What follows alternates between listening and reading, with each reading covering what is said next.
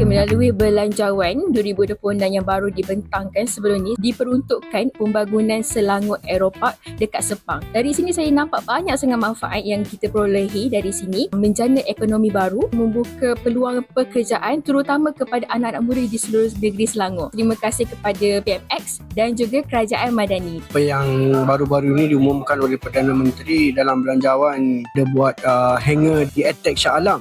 Jangan yang baiklah, dan kami sokong budak-budak yang nak belajar, yang nak dapat kemahiran untuk membuat maintenance kapal terbang, ada hangar kawasan yang terdekat. Saya rasa RTB Sungai Buloh sangat bagus untuk rakyat Selangor, ringankan kebimbangan tentang kebanjiran dekat kawasan Selangor. Ini memang bagus punya satu projek. Terima kasih BMX.